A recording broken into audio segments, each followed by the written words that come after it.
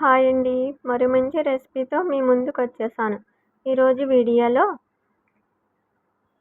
పెసరపప్పు రవ్వతో ఎలా స్వీట్ చేశారంటే చాలా టేస్టీగా ఉంటుంది.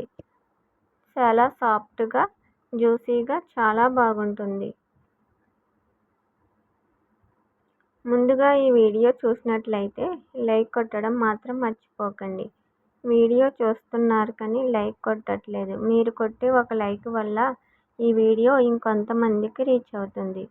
అలాగే నేను చేసే రెసిపీస్ మీకు నచ్చితే నా ఛానల్ని సబ్స్క్రైబ్ చేసుకోండి. నేను చేసే రెసిపీస్ ఎలా ఉన్నాయన్నది నాకు ఒక కామెంట్ చేయండి. ఇప్పుడు ఈ రెసిపీ ఎలా తయారు చేయాలో చూద్దాం.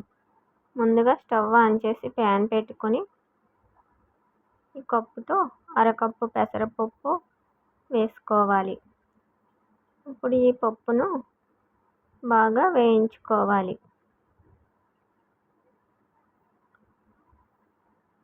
పప్పు గోల్డ్ కలర్లోకి వచ్చేంత వరకు ఇలా బాగా వేయించుకోవాలి.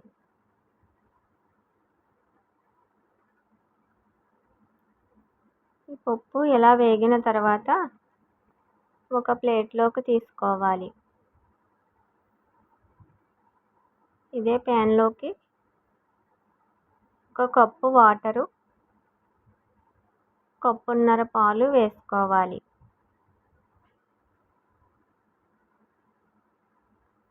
ఇప్పుడు ఈ పెసరపప్పును శుభ్రంగా వాటర్ వేసుకొని కడుక్కోవాలి. పాలు మరిగేటప్పుడు పెసరపప్పు ఇందులో వేసుకొని ఒకసారి గరిటెతో కలుపుకోవాలి.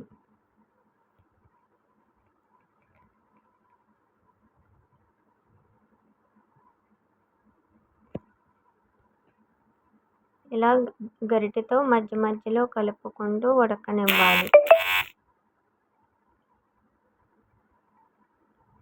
ఇప్పుడు మూత పెట్టుకొని బాగా ఉడకనివ్వాలి.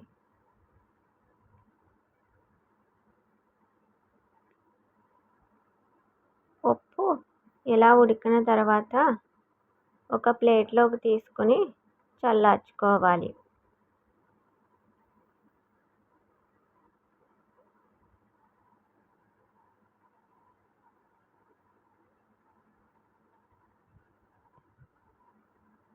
ఇదే ప్యాన్లోకి కప్పు పాలు వేసుకోవాలి. కొద్దిగా యాలక్కాయ పొడి కూడా వేసుకుని పాలు మరిగేటప్పుడు అరకప్పు సుజీ రవ్వ వేసుకొని ఇలా బాగా కలుపుకోవాలి.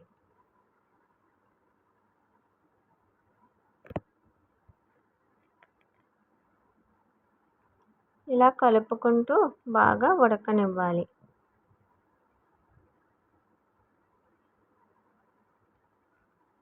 ఇప్పుడు పెసరపప్పు చల్లారిన తర్వాత ఓ మిక్సీ జార్లోకి వేసుకొని కొద్దిగా పాలు వేసుకొని పేస్ట్లా మెత్తగా మిక్సీ పట్టుకొని పేస్ట్ని కూడా ఇందులో వేసుకొని 2 స్పూన్లు నెయ్యి వేసుకోవాలి.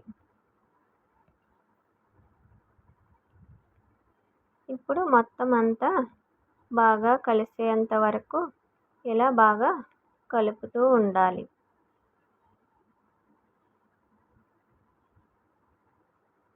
మంట సిమ్లో పెట్టుకొని ఇలా మొత్తం అంతా కలుపుతూ ఉండాలి.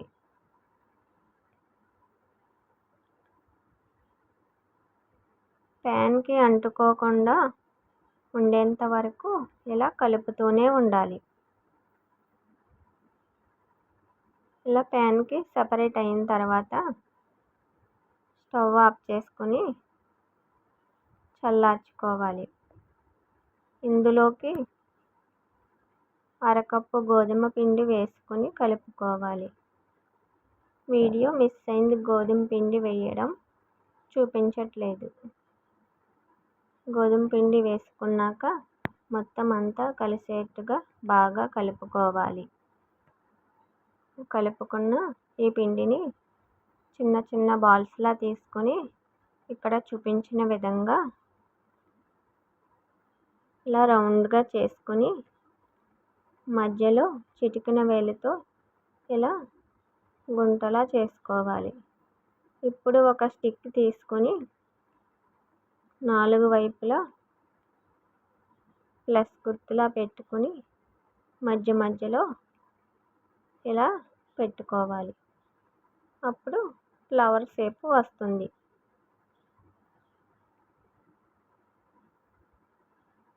చూసారు కదా ఎంత బాగుందో. మొత్తం అన్నీ కూడా ఇలాగే చేసుకోవాలి. మనం గోధుమ పిండి వేసుకున్న తర్వాత పిండిని బాగా కలుపుకోవాలి. పగుళ్ళు రాకుండా చేసుకోవాలి, లేదంటే నూనెలో వేసిన తర్వాత విడిపోతాయి.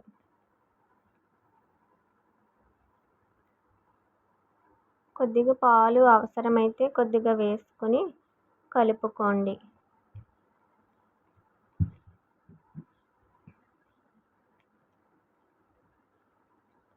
మొత్తం ఫ్లవర్స్ అన్నీ కూడా ఇక్కడ చూపించిన విధంగా ఇలా చేసుకోవాలి. ఈ స్వీట్ గులాబ్ జామ్ లాగానే చాలా టేస్టీగా ఉంటుంది. పిల్లలకు కూడా బాగా నచ్చుతుంది.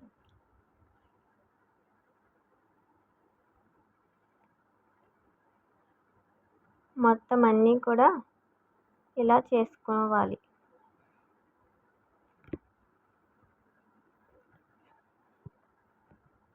ఇప్పుడు వీటిని వేయించుకోవడానికి స్టవ్ ఆన్ చేసి ప్యాన్ పెట్టుకొని ఆయిల్ వేసుకోవాలి. ఈ ఆయిల్ బాగా హీట్ అయిన తర్వాత ఈ ఫ్లవర్స్ ఇందులో వేసుకుని మంట మీడియంలో పెట్టుకుని వేయించుకోవాలి, లేదంటే కలర్ వస్తాయి కానీ మధ్యలో వేగకుండా ఉంటాయి. ఇప్పుడు ఈ ఫ్లవర్స్ గోల్డ్ కలర్లోకి వచ్చిన తర్వాత తిరగేసుకుని రెండో వైపు కూడా బాగా వేయించుకోవాలి.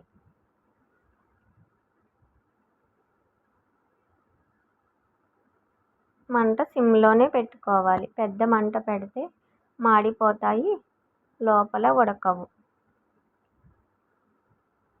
ఇప్పుడు ఇవి బాగా వేగిన తర్వాత ఒక ప్లేట్లోకి తీసుకోవాలి.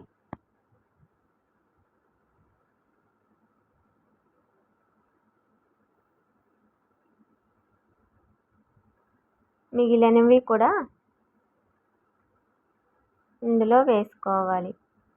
ఇవి ఎక్కువగా వేసుకోకూడదు, 4 వేసుకుని వేయించుకోవాలి, లేదంటే విడిపోతాయి.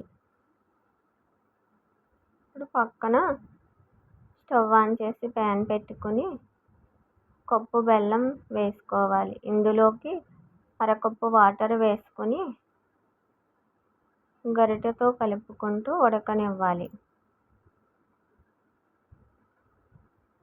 ఇప్పుడు ఈ ఫ్లవర్స్ వేగిన తర్వాత తిరగేసుకొని రెండో వైపు కూడా బాగా వేయించుకోవాలి.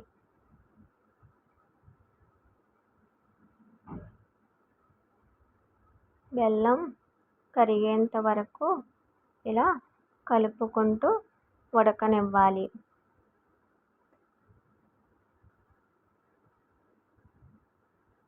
పాకం రావనక్కర్లేదు, జిగురుగా ఉంటే సరిపోతుంది.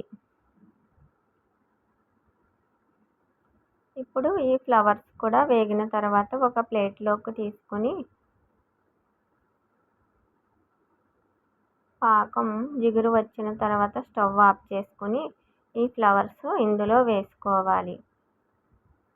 వేసుకున్న తర్వాత ఒక అరగంట వరకు ఇందులోనే ఇలా వదిలేస్తే చాలా సాఫ్ట్గా ఉంటాయి. అంతే, ఎంతో సింపుల్ అండ్ టేస్టీగా పెసరపప్పు రవ్వతో స్వీట్ రెడీ.